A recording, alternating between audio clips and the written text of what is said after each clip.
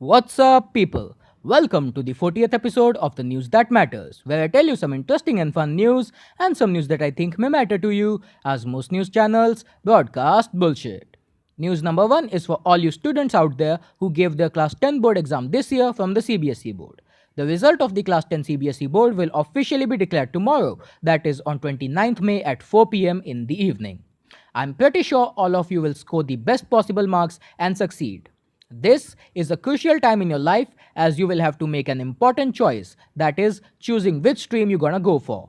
Just listen to your inner self and keep your passion and ambition in mind while choosing, as it is really a major factor that will in some way determine the options you will have after class 12th. And also, if you get less marks, don't take any bit of stress or tension.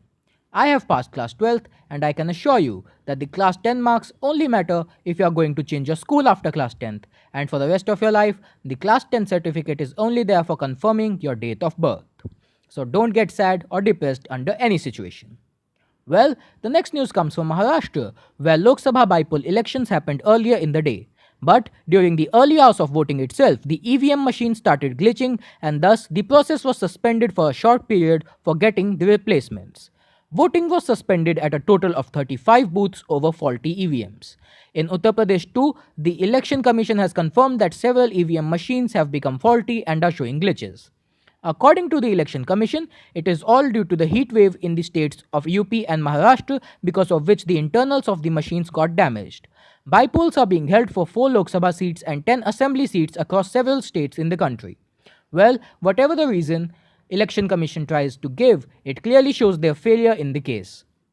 And the claim of machines being damaged by heat wave isn't too bad of an excuse, but it certainly seems a bit out of place. Whatever it is, the election process in our country has never been a smooth affair, and I can't remember even a single election held without any major problems faced by people or without any allegations by parties claiming the elections being rigged. We really need a major reform in our election and voting system and process in order to become a smoother and more effective democracy. Well, the next news is another one that shows the failure of our country's judicial system. The Delhi High Court has been functioning with nearly only half of its sanctioned strength of judges. Currently, there are only 36 judges in the Delhi High Court, and the number that should have been instead of that is 60. It lacks 24 judges, and what's even worse is that by the end of August, it will be reduced to just 33, as 3 judges are likely to retire by that time. This news is important to all of you as there are currently over 71,000 pending cases in the Delhi High Court. Yes, you heard correctly. 71,000 pending cases.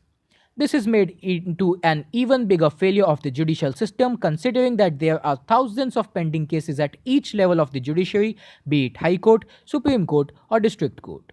India has almost forever had a shortage of judges, because of which justice isn't being served to all the people in the country at the rate that it should have been. This can also be termed as the failure of our entire judicial system. We have more than the required number of lawyers, but less than half the judges. Well, let's see what steps will be taken for this now, considering that very little has been done about it since the last few years. The next news is a very interesting one from Patanjali. Have you ever thought that you are almost completely Indian, but there are still few things that you have to do to become completely Swadeshi, and is having a SIM card from Patanjali one of those things? Well, you are in luck. Yes, Patanjali has launched its own official SIM cards, and its name is Swadeshi Samriddhi.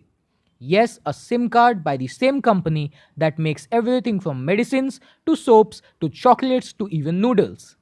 This has been launched by Patanjali in partnership with BSNL and is currently only available to Patanjali employees only, but don't worry, Patanjali has hinted that full-fledged launch of the SIM card for all the citizens of the country will happen very soon. For its employees, Patanjali is giving some additional benefits along with the free data and voice calling. Patanjali is giving 2.5 lakh rupees health insurance and 5 lakh rupees life insurance with the SIM card to its employees. Man, Patanjali is really becoming the Xiaomi of India. I'm sure a Swadeshi phone isn't too far either, that may run on cow dung battery rather than the lithium one. I'm indifferent about Patanjali products personally, but you must know at least someone who uses Patanjali for almost everything. Well, tell that person's name in the comments below and also tell if you like Patanjali products or not. The next news is from Uttar Pradesh, where the former chief ministers of the state are showing shameless attitude and are downright demeaning the dignity of the Supreme Court as well as the post of chief minister. Supreme Court has recently ordered the 6 former chief ministers of the state to vacate the government bungalows after it made a great observation that once the term is over, a chief minister is just a common citizen and thus should not enjoy government benefits on taxpayers' money. This is a nice observation, I think. But instead of honoring the order, the ex-chief ministers, especially Akhilesh Yadav, Mulayam Singh and Mayawati, are just not budging and demand to stay as they claim that they don't have any other place to go and also that they need at least 2 years to find another home. Seriously? You all have crores of rupees lying in your accounts, I'm pretty sure about that. And Mayawati even has a private 5-acre bungalow with more than 10 luxurious bedrooms and all amenities possible. But still, they are being shamelessly immovable.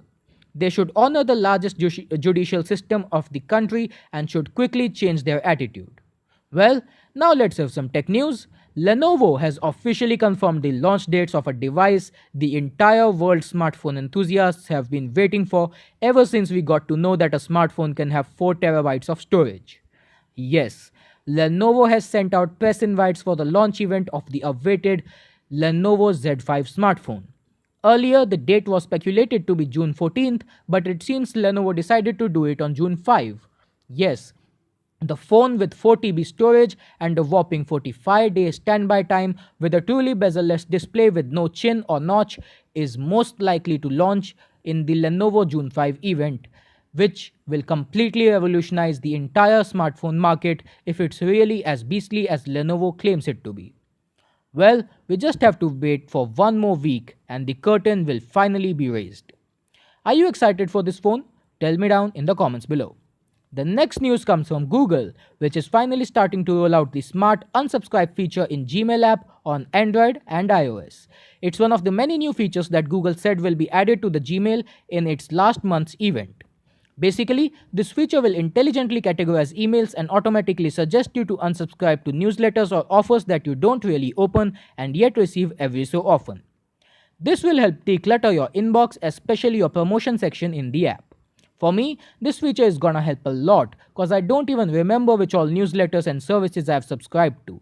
There are over 100 unread messages in every section of my Gmail at every given point.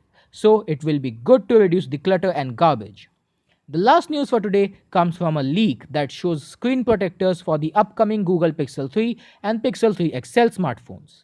And it's kinda unfortunate for all the notch haters, including me, as if this is true, then the Pixel 3 XL can be clearly seen with a notch at the top. The normal Pixel 3 has no notch, but the Pixel 3 XL does seem to have it. It shouldn't actually be a surprise, as Google added notch support recently with its Android P beta program, so it was obvious that Google was gonna jump in the notch boat soon.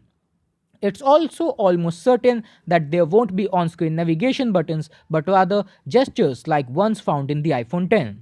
Well, it seems that it's certainly made to reduce the gap between Android and iOS in terms of navigation and all. But do you think Google should really do it? What do you think about all this? Tell me down in the comments below. Well, this was all for today. I'll be back tomorrow with another episode of the News That Matters. Thanks for watching. Like and subscribe for more.